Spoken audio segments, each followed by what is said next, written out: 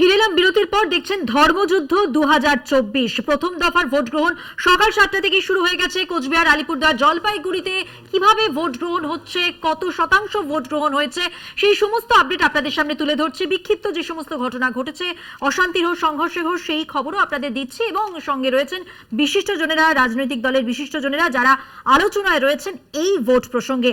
আমি কথা বলবো বিরতিতে যাওয়ার আগে পার্থদার সঙ্গে যেমনটা কথা হচ্ছিল যে উত্তরবঙ্গ শব্দটার সঙ্গে উত্তরবঙ্গের কথা মনে হলে কয়েকটা ভয়ের বিষয় উঠে আসে এই প্রসঙ্গে।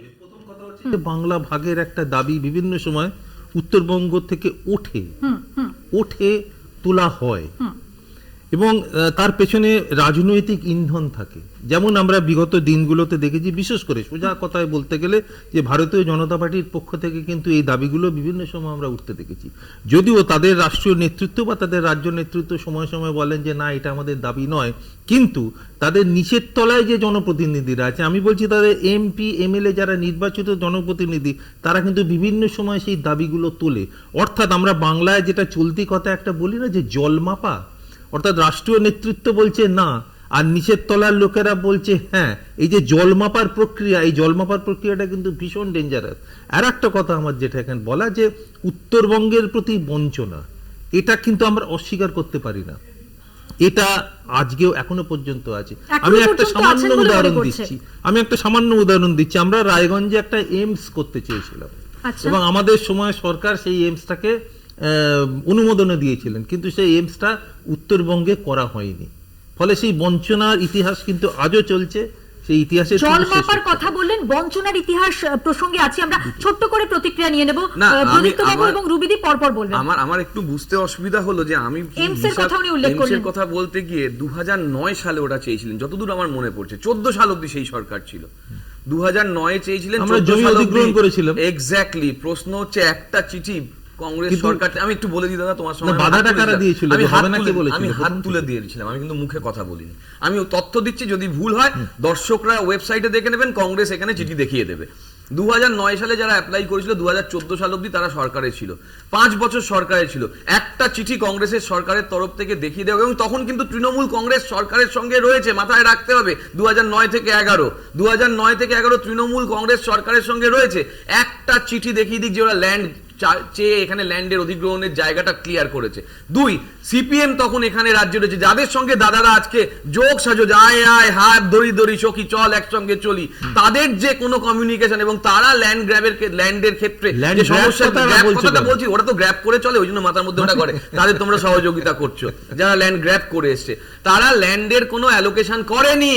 আর আজকে অবধি সেই 14 সালের পর আজকে 24 সালে একটা চিঠি কেন্দ্র সরকার বর্তমানে দেখিয়ে দিক জোড়া রায়গঞ্জে এইমসের জন্য জমি চেয়েছে, আমরা দিইনি। কিন্তু চিঠির বাক্স হাতে নিয়ে বলছি না, তুমি দেখিয়ে দাও না, তুমি চাও না 2 ঘন্টা বললে যে তুমি সেই সরকারের 2 ঘন্টা আছো, সেই জন্যই তো আমি বললাম সরকারকে চিঠি দিচ্ছে। চিৎকার করো না। তখন তৃণমূল 11 সাল অবধি ছিল। তৃণমূল কি তোমার তখন সরকারে এসে নাকি? কিন্তু ইনফরমেশনে দাদা ভুল হয়েছে, তোমরা বিরোধিতা করে গেছে। ইনফরমেশনে দাদা ভুল হয়েছে। আমি শেষ করে নি প্লিজ, শেষ করে নি। উত্তরবঙ্গে এইমস, আমি বলবো 2 ঘন্টা তুমি এখন এখানে আছো, তুমি আমার সঙ্গে চিঠি দেখিয়ে দিও, মধ্যখানে কথা বলার দরকার নেই, চিঠি দেখিয়ে দিও টাইমে। এবং তারপরে যে কথাটা, যে আমরা যখন সরকারে এসেছি, কল্যাণীতে আমরা এইমস করার জন্য জমি দিয়েছি, রাস্তা করার জন্য বড় বড় জমি এখন জায়গা চলছে, বড় রাস্তা। এইমসের জন্য যদি জমি দিতে পারি, তাহলে নর্থ বেঙ্গলের জন্য অসুবিধা কোথায় ছিল? সেই নর্থ বেঙ্গল কংগ্রেস দেখা যায় প্রথম 5 বছরে কংগ্রেস কি করে তোমরা করতে চাওনি। 9 থেকে 11 3 বছর দাদা জেনে লাভ নেই। তোমরা এইমস করতে চাওনি, ভুল বার্তা দিতে পেরেছো। তোমরা মিঠুন চক্রবর্তী এইমস করতে চাওনি, চিৎকার করো না, পরের বেলায় আমি চিৎকার করব। দাদা আমি অনুরোধ করছি, তোমার সময় তুমি বলবে, নোট রাখো, একটা চিঠি দেখিয়ে দিও, 2 ঘন্টা এখনো এখানে আছো। আমি 9 থেকে, আরে তোমার সরকার তো কংগ্রেসের থেকে অনলাইনে পেয়ে যাবে এখন। 9 থেকে 11 3 বছর তোমরা সরকারে ছিলে, তখন বামপন্থীরা ছিল। 9 থেকে 11 আমি সেই কথা বলছি। তথ্য দেবে যখন যথার্থভাবে দাও। আমার বক্তব্য এই যে আমি যে তথ্যগুলো দিলাম, 7টা মাত্র কলেজ, বেশি দিতে পারিনি, একটা ইউনিভার্সিটি, মেডিকেল কলেজ, হসপিটাল, এই যে তথ্যগুলো দিলাম। হ্যাঁ, মোদিজির মতন বলতে পারছি না, যেটা দাদা কিছুক্ষণ আগে বলছিল যে রোজ রোজ একটা করে ইউনিভার্সিটি, রোজ রোজ একটা করে এইমস হচ্ছে, সেরকম আমাদের সরকার পারেনি। কিন্তু কোচবিহারে আমরা না জিতেও এই যে বিজেপি কিছুক্ষণ আগে বললো যে যারা ওখানে থাকে না বা যারা বিজেপি করে না, তাদের জন্য আমরা কিছু করি না, তাহলে এই তথ্যগুলো কি? একটু বিরত করছি, এই প্রসঙ্গে ফিরবো। একটা বড় খবর, লোকসভা ভোটে মণিপুর, সেখানে গুলি চলেছে, ভোট কেন্দ্রে গুলি চালায় দুষ্কৃতীরা। মৈরাঙে থামান পকিতে ভোট কেন্দ্রে গুলি, পরপর গুলিতে ভোটারদের মধ্যে আতঙ্ক। লোকসভা ভোট প্রথম দফার সেখানে মণিপুর কিভাবে উত্তপ্ত হয়েছে দেখুন। ভোট কেন্দ্রে গুলি চালানো হয়েছে, গুলি চালিয়েছে একদল দুষ্কৃতী। মৈলাঙের থামানপকিতে ভোট কেন্দ্রে গুলি চললো, দুষ্কৃতীরা গুলি চালালো, পরপর গুলিতে ভোটারদের মধ্যে আতঙ্ক ছড়িয়েছে।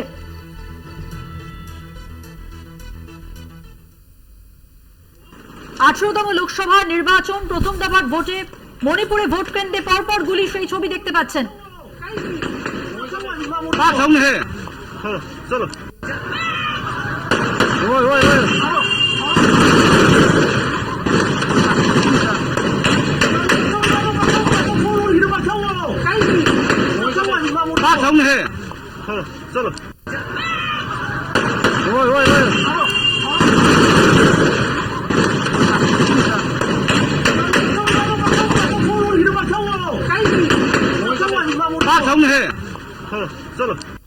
লোকসভা ভোটের প্রথম দফাতে উত্তপ্ত হলো মণিপুর।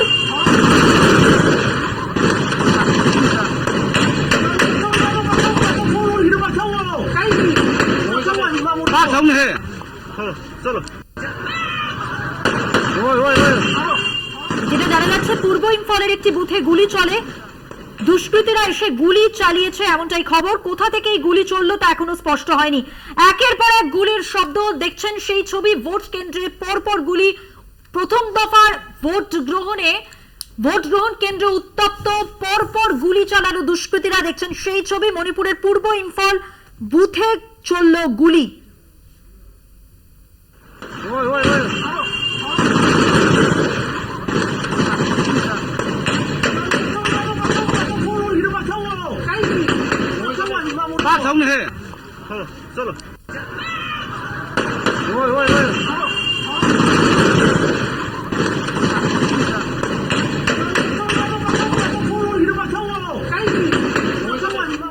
আমার সহকর্মী অঙ্কুর ভট্টাচার্য এই মুহূর্তে আমাদের সঙ্গে টেলিফোন লাইনে রয়েছেন। অঙ্কুর, জানতে চাইবো ঠিক কি ঘটেছে। ছবিতে তো আমরা দেখতেই পাচ্ছি ভোট গ্রহণ কেন্দ্রে পরপর গুলি চললো, কারা গুলি চালালো, কি জানা যাচ্ছে এখনো পর্যন্ত, কি পরিস্থিতি? দেখো, এই যে ছবিটা ভাইরাল হয়েছে, এই ছবিটা আমরা ওই গুলির আওয়াজ শুনতে পেয়েছি ঠিকই, কিন্তু কারা গুলি চালিয়েছে এই বিষয়টি কিন্তু এখনো পর্যন্ত স্পষ্ট নয়।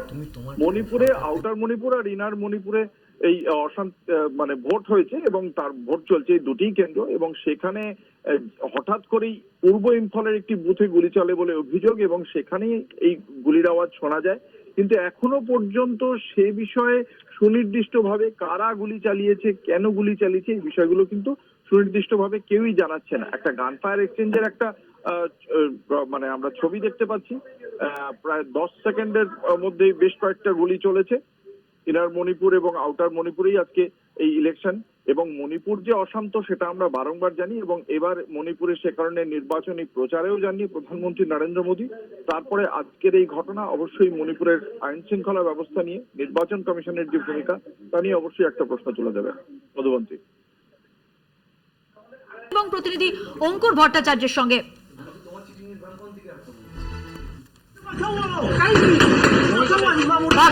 এটা কোথায়? চলো তাহলে হলো না কেন নয়?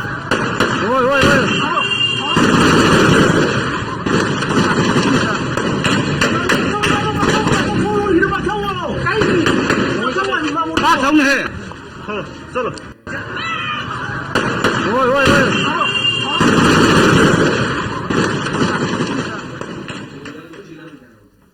আমরা আলোচনায় ফিরবো। পার্থবাবু, প্রদীপ্ত বাবু যে প্রসঙ্গে ছিলেন, এইমস প্রসঙ্গে, আমি আবারও বলছি যে 9 সালে এইমস এর প্রস্তাব রাজ্য সরকারের কাছে আসে, তখন রাজ্যে রয়েছে বামপন্থী সরকার, 9 সালে কেন্দ্রে রয়েছে কংগ্রেস সরকার। ইতিমধ্যে একটা দুর্ঘটনা ঘটে গিয়েছে, সেই দুর্ঘটনাটা হচ্ছে যে এখানে কংগ্রেস সরকারকে পদত্যাগ করার জন্য বাধ্য করছে বামপন্থীরা 2007-8 ঘটনা 1-2-3 চুক্তির পরিপ্রেক্ষিতে। সেই 1-2-3 চুক্তির পরিপ্রেক্ষিতে সোমনাথ চট্টোপাধ্যায়কে ঘরে বসিয়ে রাখছে। তখন ওদের হাতে হাত ধরাধরি ছিল না, ডিভোর্স চলছিল। পরবর্তীকালে আবার হাতে হাত ধরাধরি চলছে। আমি বলছি 9 থেকে 11, দাদা যেটা দেখাচ্ছে দাদা একটু পড়ে দিক, তাহলে বুঝে যাবো আমরা। দাদা একটা পেপারের খবর বলছে যেটা 2013 সালে আবার চিঠি লিখবে কেন্দ্র, এবং সেটা 13 সালের। দাদা আমার মধ্যখানে দেখেছে পেপারের খবর। আমি বলছি 9 থেকে 11 3 বছর। আমি জাস্ট আবার একবার ওনার শুনতে বোধহয় অসুবিধা হয়, তাই আমি দেখিয়ে দিচ্ছি। 9 থেকে 11 এই 3 বছর কেন্দ্র সরকারের তরফ থেকে রাজ্য সরকারের, না জোর না, আমি ইনফরমেশনটা বলে দিচ্ছি। 9 থেকে 11 রাজ্য সরকারের কাছে কংগ্রেস সরকার চিঠি পাঠিয়েছে। কেন ওরা বুঝতে পারছে না? তো মুশকিল হচ্ছে কংগ্রেস সরকার বুঝতে পারছে না। তাতে যদি তোমার মনে হয় তুমি বোঝাতে পারবে, বোঝাও। আচ্ছা পার্থবাবু, আপনি 3-4টি প্রসঙ্গের কথা বলছিলেন, 3-4টি বিষয়, ভয়ের জায়গাটা কোন জায়গাটা তৈরি হচ্ছে যদি ছোট করে একটু বলেন। ওই যে বাংলা ভাগের কথাটা বারবার ঘুরে ফিরে এসছে, এবং নির্বাচনের আগেও কিন্তু আমরা শুনেছি বিভিন্ন সময় এই বাংলা ভাগের এটা, এবং উত্তরবঙ্গের প্রতি বঞ্চনার একটা যে ঘটনা, সেটা আমরা অস্বীকার করতে পারি না। এটা আমরা দক্ষিণবঙ্গের মানুষ, এটা আমাদের মানতে হবে। কিন্তু আমরা কোনো যুক্তি দিয়ে এটাকে বলতে পারবো না। আমি তো একটা এইমসের কথা বললাম, প্রদীপ তো এক্ষুনি বলছিল, এখানে ইকোনমিক টাইমসের খবরে স্পষ্ট দেখাচ্ছে যে 2013 সালে কেন্দ্র আবার চিঠি লিখতে চাইছে, আচ্ছা, এবং একটা 2009 থেকে তৃণমূল কংগ্রেস কিন্তু প্রথম থেকে বিরোধিতা করে তৃণমূল কংগ্রেস এখানে 11 সালে এসেছে। আরে বাবা, কেন্দ্রীয় সরকারে ছিল তারা, তখন তো তোমাদের সঙ্গে সরকার, হ্যাঁ মন্ত্রী, তখন তো তোমাদের সঙ্গে মন্ত্রী, তাহলে সেই বিরোধিতা দেখাও না। ক্যাবিনেটে তিনি বিরোধিতা তাহলে সেই করেছিলেন। বিরোধিতাটা দেখি দাও। এসব কি কথা বলছো? যে নদিয়াতে কংগ্রেসের সমস্যা হচ্ছে কংগ্রেস আছে, তার মানে এটা নয় যে উত্তরবঙ্গে করা যাবে না, করা চলবে না। তার মানে এটা নয় যে উত্তরবঙ্গে করা যাবে না। তৃণমূল কংগ্রেসের দাবি ছিল, দাসমুন্সি পরিবার দেখো না, তৃণমূল কংগ্রেসের দাবি ছিল। ভুল ভাল কথা বললেই টিভিতে এসে বলতে হবে না। আচ্ছা পার্থবাবু, অভিযোগ করছেন, কি করেছেন সেই প্রশ্নের উত্তরে কি বলবেন? দীপা দাসমুন্সি কি করেছে? প্রিয়রঞ্জন দাসমুন্সি কি করেছেন দেখিয়ে দিন না। আমরা তো আর নিতে পারি না। রাজ্য সরকার তো তৃণমূল ছিল না, জমি না দিলে রাজ্য সরকার তৃণমূল ছিল না। 9 থেকে 11 রাজ্য সরকার ছিল না, তৃণমূল ছিল কংগ্রেসের সঙ্গে। ফলে কংগ্রেস কোন দিকে যাবে, কংগ্রেস বুঝতে পারছে না। জেতার জন্য স্ট্র্যাটেজি কি রুবিদি? হ্যাঁ, আমি বলছি যে কেন উত্তরবঙ্গে জিতবে, এই যে বঞ্চনা, এইমসটা রায়গঞ্জে হতে দিল না, তার কারণ দীপা দাসমুন্সির প্রতি একটা অনীহা। যাই হোক, ওটা নিয়ে আমি, এটা ওর কংগ্রেস আর তৃণমূলের ব্যাপার, ওটা নিয়ে আমি বেশি কথা বলতে চাই না, কিন্তু হতে দিল না, এটা মমতা ব্যানার্জি হতে দিল না। নিয়ে এলো নদিয়াতে কল্যাণীতে এইমস করালো, কেননা ওদের এখন এখানে ক্ষমতা আছে, এখানে সরকার আছে। এই যে বঞ্চনা, এই বঞ্চনার কথা কিন্তু ভোলেনি উত্তরবঙ্গ এই যে বঞ্চনার কথা ভোলেনি, এর পরিপ্রেক্ষিতে যেটা ওনারা করবেন, ওনাদের ভোটটা ইভিএম মেশিনে পদ্মফুল ছাপ ওনারা দেবেন। কেননা এখানে সিপিএম এবং তৃণমূল এদের কোনো রেলেভেন্স নেই। এখানে পশ্চিমবঙ্গে এখন রেলেভেন্স হচ্ছে তৃণমূল আর বিজেপি। ন্যাচারালি বিজেপি মানুষ এসে তৃণমূল বা বিজেপিকেই দেবে, আর বিজেপির কোনো বিকল্প নেই। বিজেপির কোনো বিকল্প, এটা তো সেন্ট্রাল এটা তো পুরো দেশওয়ারি ভোট। এই ভোটে আমাদের প্রধানমন্ত্রী মোদী ছাড়া কোনো বিকল্প নেই। ন্যাচারালি বিকল্পকেই ভোট দিতে হবে, কোনো বিকল্প নেই বলে এনাকে বিকল্প নেই, রিপ্লেসমেন্ট নেই, তাই ভোট দিতে হবে। অবশ্যই এছাড়া চ্যালেঞ্জ করছে বিজেপি, চ্যালেঞ্জ করলেন রুবিদি। কিন্তু আমার মুখে কথা বসাচ্ছ, আমি কিন্তু একথা বলিনি। আমি বলেছি শুধু বিকল্প নেই না, বিকল্প নেই বলেই ইনি যে উন্নয়নটা করছেন, এবং মোদির গ্যারান্টিতে যে সমস্ত কাজকর্মগুলো হয়ে গেছে এবং আরো কাজকর্ম হবে, সেই যে মানুষের উন্নয়ন হবে, ভারতবর্ষের উন্নয়ন হবে। ভারতবর্ষ 5 নম্বর থেকে 3 নম্বর ইকোনমিতে চলে এসেছে, ইকোনমিক্যাল হোল ওয়ার্ল্ডের স্ট্যাটাসে 3 নম্বরে চলে এসেছে। যথেষ্ট আত্মবিশ্বাস আছে, এখানে জিতবেই। এখানে বিজেপি 42টা পাবে, আর উত্তরবঙ্গে তো 8টাতে 8টা পাবে। তাহলে তৃণমূলের কি স্ট্র্যাটেজি হবে, কংগ্রেসের কি স্ট্র্যাটেজি হবে? অবশ্যই সেই প্রসঙ্গে আসবো। একটা খবরে নজর দেব, 12টা পর্যন্ত জানিয়ে রাখি, 383টি অভিযোগ জমা পড়েছে কমিশনে। সবচেয়ে বেশি অভিযোগ কোচবিহার। আরো একবার জানাই, সবচেয়ে বেশি অভিযোগ পড়েছে কোচবিহারে। লোকসভা কেন্দ্রের 195টি অভিযোগের নিষ্পত্তি করেছে নির্বাচন কমিশন। 12টা পর্যন্ত 383টি অভিযোগ জমা পড়েছে। সবচেয়ে বেশি অভিযোগ কোচবিহারের অভিযোগ জমা পড়েছে নির্বাচন কমিশনে। কারা দিয়েছেন অবশ্যই জানবো। আমাদের সঙ্গে অনলাইনে আমাদের সঙ্গে রয়েছেন আমাদের প্রতিনিধি সত্যসুন্দর ভট্টাচার্য। সত্যসুন্দর, কি খবর রয়েছে? দেখো, বেলা 12টা পর্যন্ত যেটা জানা যাচ্ছে যে নির্বাচন কমিশনে 383টি অভিযোগ জমা পড়েছে মুখ্য নির্বাচনী আধিকারিকের দপ্তরে। কিভাবে অভিযোগ জমা পড়েছে? কমিশনের যে নির্দিষ্ট পোর্টাল রয়েছে, সেই পোর্টালগুলোতে 3টি পোর্টাল রয়েছে, সেই এবং ন্যাশনাল গ্রিভেন্স যে রিড্রেসাল সিস্টেম রয়েছে সেইখানেও কিন্তু অভিযোগ জমা করেছে। অর্থাৎ সব মিলিয়ে যে 383টি অভিযোগ জমা করেছে তার মধ্যে 195টি অভিযোগের নিষ্পত্তি করতে পেরেছে নির্বাচন কমিশন। অর্থাৎ সেই অভিযোগগুলোর সত্যতা খতিয়ে দেখে সেই অনুযায়ী প্রয়োজনীয় ব্যবস্থা নেওয়া হয়েছে। এর মধ্যে সবচেয়ে বেশি অভিযোগ জমা পড়েছে কোচবিহার লোকসভা কেন্দ্রে, সেখানে অভিযোগের সংখ্যাটা 172।